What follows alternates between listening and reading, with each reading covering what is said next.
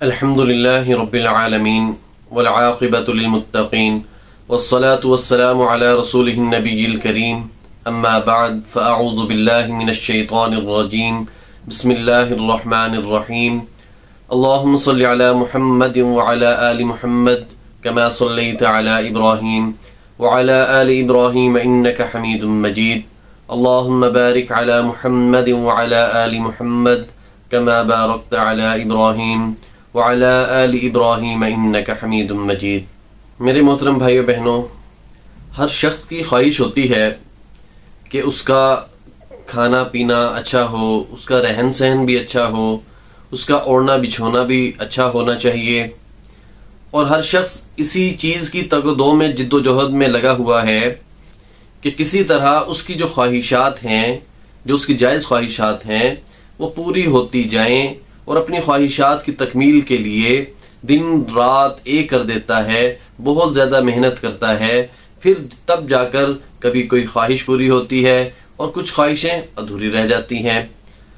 اب یہاں پر انسان جب اللہ رب العزت کی ذات سے شکوہ کرنے لگ جائے کہ میں نے آج تک یا رب تجھ سے اتنا مانگا، تو نے مجھے صرف اتنا عطا کیا، تو یہ انتہائی نامناسب بات ہے کہ وہ رب تو بڑا کریم ہے، بڑا رحیم ہے، مجھ سے اور آپ سے تو 70 ماؤں سے زیادہ پیار کرتا ہے، وہ کبھی کسی کو بغیر مانگے عطا کر دیتا ہے اور بغیر مانگے عطا کر کے اسے آزمائش میں مبتلا کر دیتا ہے، اور کبھی کسی سے وہ لے کر آزمائش میں اس کو مبتلا کر دیتا ہے، اور کبھی کسی کو نہ دے کر بھی آزمائش میں مبتلا کر دیتا ہے کہ میرا بندہ دیکھتا ہوں کب تک صبر کرتا ہے، کتنا صبر کرتا ہے، کہیں ایسا تو نہیں کہ میرا بندہ بے صبرا ہو جائے اور اپنی خواہشات کو پورا کرنے کے لیے جائز اور ناجائز سب ذرائع استعمال کرنا شروع کر دے۔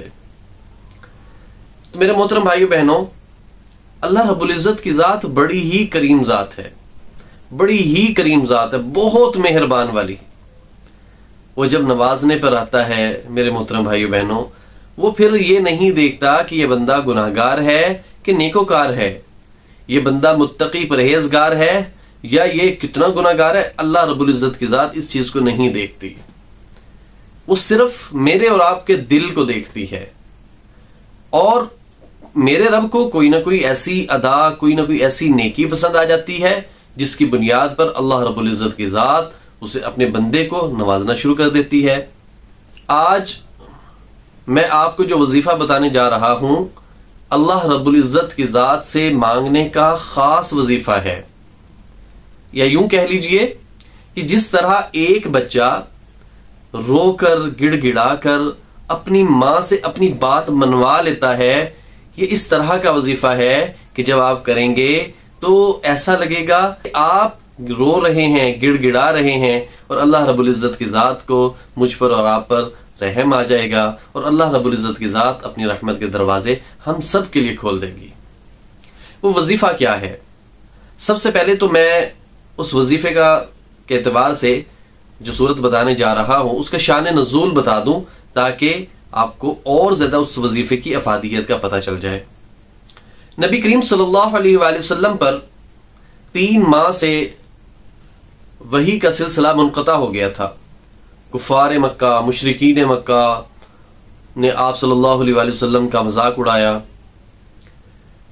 صحابہ کرام رضوان اللہ علیہم اجمعین نے بھی آپ صلی اللہ علیہ وآلہ وسلم سے سوال کیا، یا رسول اللہ صلی اللہ علیہ وآلہ وسلم، کہیں اللہ پاک آپ سے ناراض تو نہیں ہو گئے کہ جو اتنے عرصے سے وحی کا نزول نہیں ہوا؟ تو آپ صلی اللہ علیہ وسلم تھوڑے غمگین ہو گئے، گھر تشریف لائے۔ جب گھر تشریف لائے تو حضرت بی بی خدیجہ الکبریٰ رضی اللہ تعالی عنہا نے بھی جب یہی سوال کیا کہ اے میرے محبوب، کہیں اللہ پاک آپ سے ناراض تو نہیں ہے جو اتنے عرصے سے وحی نازل نہیں ہوئی؟ تو نبی پاک صلی اللہ علیہ وآلہ وسلم بہت زیادہ غمگین ہوئے، کیونکہ اپنوں کی بات دل پر ڈائریکٹ اثر کرتی ہے۔ نبی پاک صلی اللہ علیہ وآلہ وسلم گھر سے باہر تشریف لائے۔ اللہ رب العزت سے مناجات کرنے کے لیے نبی پاک صلی اللہ علیہ وآلہ وسلم کی ذات بابرکت گھر سے باہر تشریف لاتی ہے۔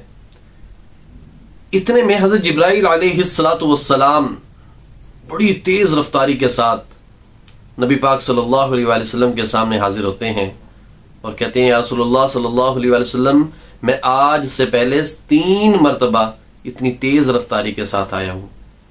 ایک تب جب حضرت ابراہیم علیہ السلام کو آگ میں پھینکا جا رہا تھا. دوسرا جب حضرت اسماعیل علیہ السلام کے گردن پر چھری چل رہی تھی. تیسرا جب حضرت یوسف علیہ السلام کو کنویں میں پھینکا جا رہا تھا. اور ایک آج اتنی تیزی سے آیا ہوں کہ نبی پاک صلی اللہ علیہ وآلہ وسلم کے ہونٹ مبارک ہلنے سے پہلے پہلے جبرائیل پہنچ جاؤ اور نبی پاک صلی اللہ علیہ وآلہ وسلم کو خوشخبری سناؤ. والضحى واللیل اذا سجا ما ودعك ربك وما قلا وللآخرة خير لك من الأولى ولسوف يعطيك ربك فترضى. سبحان اللہ. یہ سورۃ الضحیٰ ہے. اس کا عمل آپ نے 41 دن تک کرنا ہے.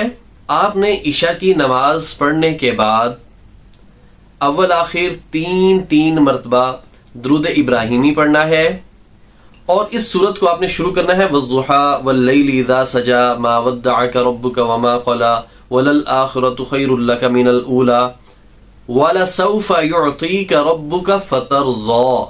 اس آیت کو آپ نے 313 مرتبہ پڑھنا ہے. وَلَسَوْفَ يُعْطِيكَ رَبُّكَ فَتَرْضَى. اس کا مطلب بڑا پیارا ہے.